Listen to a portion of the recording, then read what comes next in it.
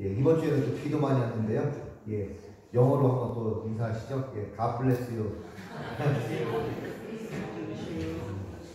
하나님의 은혜의 비가 아주 충만하셨으면 좋겠습니다. 오늘 우리들이 주신 이 말씀, 시편 말씀을 가지고 오늘은 같이 한번 할까요? 너를 지키시는 이. 예, 옆에 분한테 이렇게 한번 말씀하실까요? 하나님은 당신을 지켜주십니다. 하나님은 당신을 지켜주십니다. 오늘 우리가 함께 본 이 시편 말씀을 통해서 함께 오늘은 은혜를 나누도록 하겠습니다. 성경에서 가장 분량이 많은 성경책은 어디일까요? 예, 시편입니다. 성경 66권이 있는 이 성경책을 가운데를 쫙 펼쳐보면 바로 시편이 나옵니다. 자, 우리가 시편 이런 말을 참 많이 하는데 시편이란 무슨 말일까요? 예, 시라는 얘기죠. 좀 더 우리 표현으로 이렇게 쉽게 얘기하면 같이 합니다. 찬송가. 예, 하나님께 영광을 돌리는 노래, 바로 찬송가가 시편입니다. 그러면 이 시편은 누가 기록을 했을까요?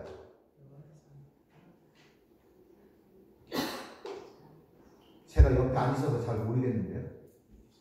자, 시편은 누가 기록을 했을까요? 예. 어떤 분은 이렇게 얘기합니다. 다윗이 기록했습니다.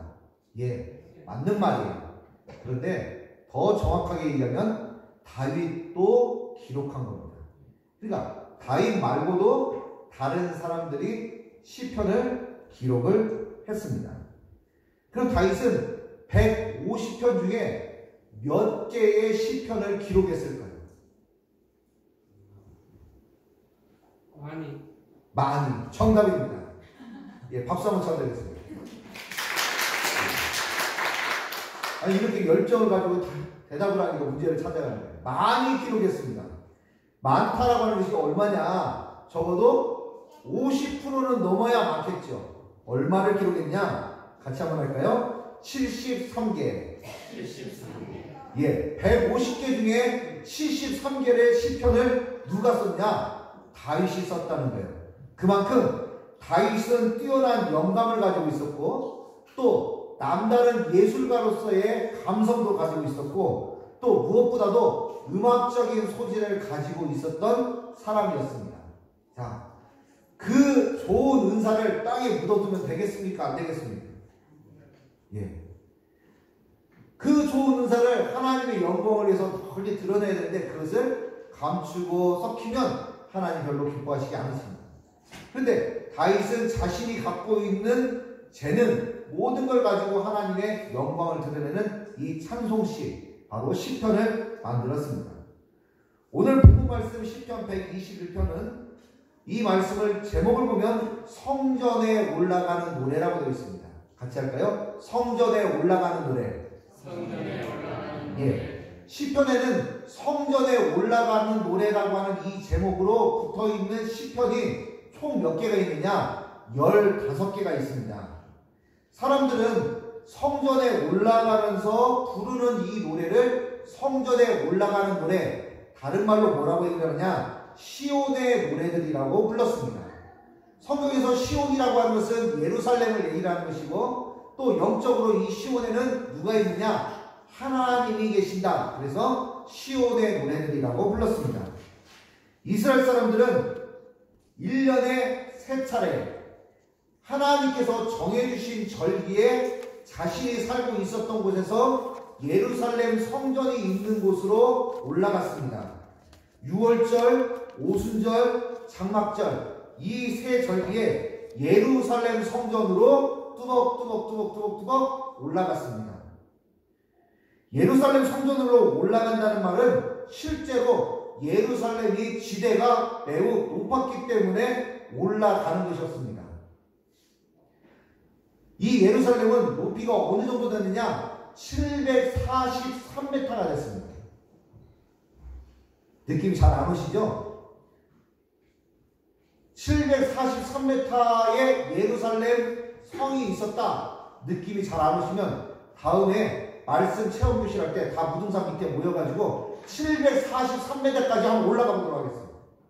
아, 여기에 예루살렘 성이 있었구나, 성전이 있었구나, 높다는 거예요. 그런데 영적으로는 하나님이 계시는 곳이기 때문에 내려간다는 표현을 쓰지 않고 하나님이 계시는 성전을 향해서 어떻게 한다? 올라간다. 또 성경에는 사람이 수명을 다해서 죽게 됩니다. 그래서 음부에 간다 라고 할 때는 음부에 가다라는 표현보다는 음부로 내려간다, 천국으로 올라간다, 이런 표현을 쓰는 거예요. 그래서 우리가 저 천성을 바라보고 올라간다는 말을 합니다. 바로 이런 이유 때문입니다. 사람들은 집에서 출발해서 성전에 도착하기까지 성전에 올라가는 노래를 부르면서 올라갑니다. 그 노래가 바로 성전에 올라가는 노래, 시온의 노래들을 부르면서 가는 거예요. 이런 내용을 담고 있는 것이 오늘 말씀입니다. 특별히 하나님은 하나님의 백성들을 지키신다고 오늘 말씀에 말씀하셨습니다.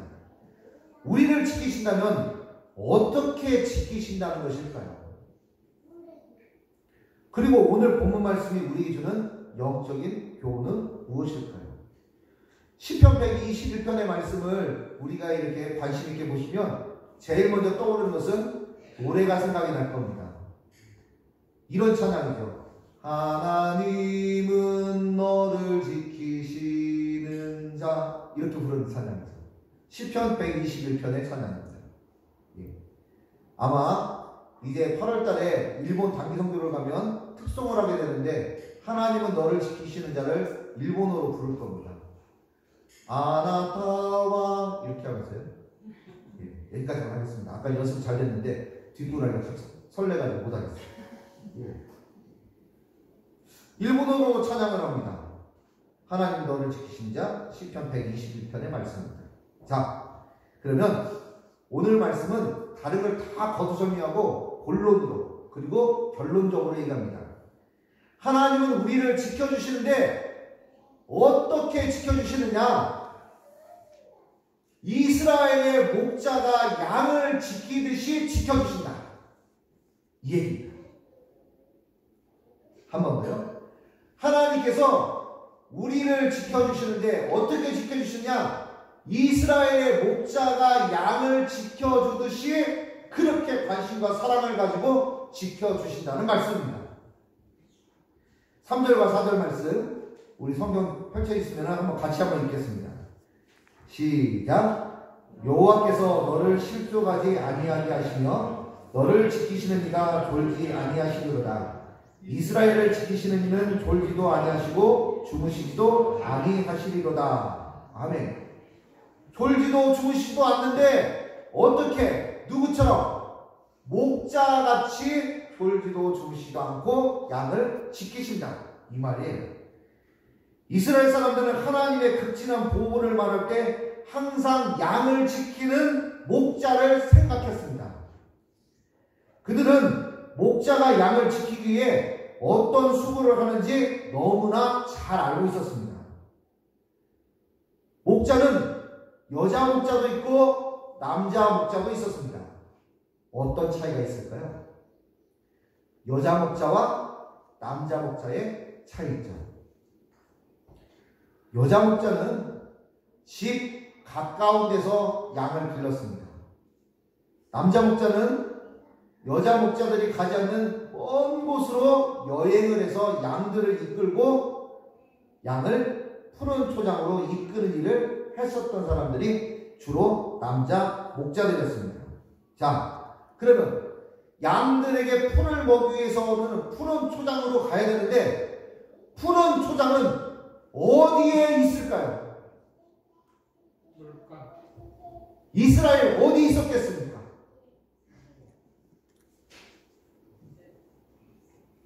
이렇게 한번 질문 드리겠습니다. 동, 서, 남, 북. 이스라엘에는 동서남북이 있겠습니까? 없겠습니까? 있었어. 우리 대한민국에는 동서남북이 있습니까? 없습니까? 있었어. 다시 한번 묻습니다. 이스라엘에는 동서남북이 있겠습니까? 없겠습니까? 당연히 있죠.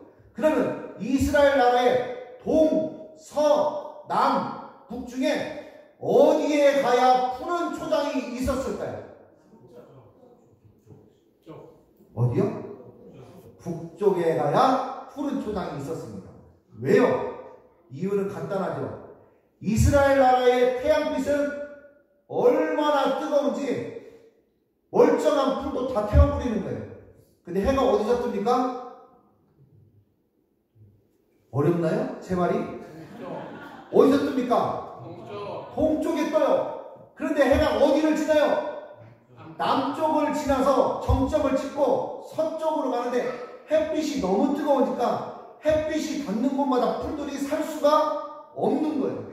다 타버리는 거예요. 그러니까 어디에 있는 거예요? 이스라엘 북쪽에 풀들이 자라고 거기에 푸른 초장이 있었습니다. 자, 이게 우리하고 차이점이에요. 우리나라 사람들은 북쪽 하면은 이 긍정적이기보다는 부정적인 생각을 많이 해요. 그런데 이스라엘 나라에서의 성경에서의 북쪽은 바로 하나님의 은혜가 있고 푸른 초장이 있는 아름다운 곳이 북쪽이었습니다. 그러니까 이런 어떤 문화적인 차이가 있는 거예요. 그래서 이 풀들이 자랄 수 있는 푸른 초장으로 양들을 데리고 갔습니다. 그런데 양들을 열심히 몰고 가는데 광야를 지나서 갑니다. 양들은 염소들과는 달리 태양빛에 금방 탈진해서 퍽퍽 쓰러지는 거예요. 누가 쓰러져요? 양들이 쓰러져요. 이렇게 탈진해서 쓰러지는 양 어떻게 해야 될까요?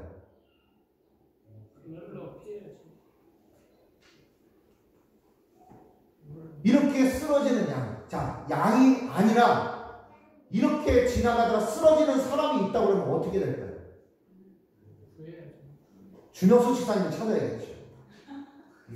심폐소생술, 응급구조 필요하죠. 탈진해서 쓰러지는 양을 보게 됩니다. 그러면 목자는 응급처치를 합니다. 제일 먼저 하는 일 1단계 그늘을 찾는다. 그늘을 찾습니다. 그런데 웬만해서는 그늘을 찾을 수가 없습니다. 왜요? 광야니까. 그러면 광야에서 그늘을 찾지 못하면 2단계 무엇을 할까요? 자신이 가지고 있는 막대기, 지팡이와 막대기를 지주를 세워서 자기 옷을 벗어서 무엇을 만듭니까? 임시 텐트를 만듭니다. 그리고 그 밑에 양을 넣어두는 거예요. 왜요? 이스라엘 나라는 건조하기 때문에 그늘이 형성이 되면 선선한 거예요. 그 다음에 세 번째는 어떻게 하겠습니까? 자신이 가지고 있는 물병에서 물을 양에게 먹입니다. 그리고 마지막 네 번째, 목자는 양 위에서 이것을 합니다. 머리부터 다리까지 마사지를 해서 혈액순환이 될 수 있도록 도와주는 거예요. 이것이 탈진한 양을 돌아보는 목자가 한 행동이었습니다. 이런 목자를 어떤 목자라고 얘기하냐? 좋은 목자, 같이 합니다. 선한 목자. 여러분이 탈진하고 여러분이 힘들고 여러분이 고난당할 때 하나님 어떤 분이시냐? 탈진한 양처럼 그렇게 그늘을 만드시고 여러분들을 위로하시고 여러분들을 격려하시는 분이 하나님이시라는 것을 오늘 말씀이 우리에게 교훈하는 겁니다. 또 한 가지, 푸른 초장을 찾아 여행하는 이 태양빛만큼이나 양들에게 치명적이고 위험스러운 요소가 있습니다. 그것은 다름 아닌 맹수들입니다. 맹수들을 보는 순간 이 양은 두려움에 공포감에 아주 쩔어버립니다. 그때 양은 이 두려움을 느낄 때 누구를 바라보겠습니까? 목자를 바라봅니다. 그리고 목자 옆에 있으면 양은 대체로 안심을 하게 됩니다. 그런데 목자보다 맹수를 계속 쳐다보면 어떻게 될까요? 양이 벌벌벌. 자, 한번 벌벌벌 떨어볼까요? 시작.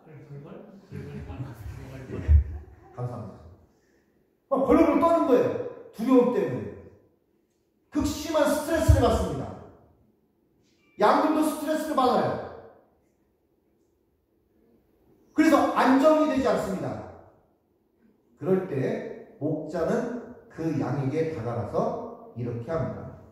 목자는 양의 목덜미를 마사지를 합니다. 그리고 털을 쓰다듬습니다. 근데 부지런히 쓰다듬다 보니까 뭐가 생기냐면 마찰열이 생깁니다.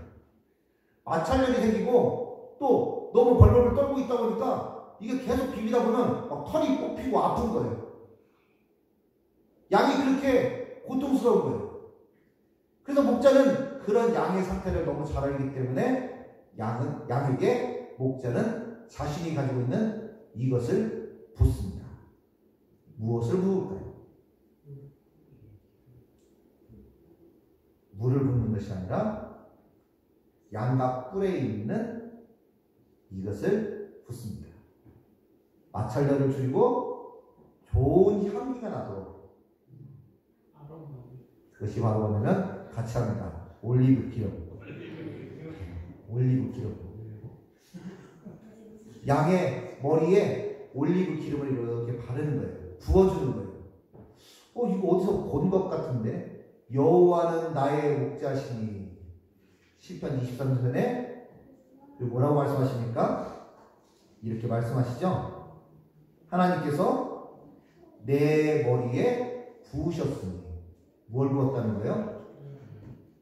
마치 양에게 올리브 기름을 부어주듯이 내 머리에 나를 양 삼아서 나에게 올리브 기름을, 다른 말로 이건 하나님의 은혜를, 자비하심을 부어주셨으니.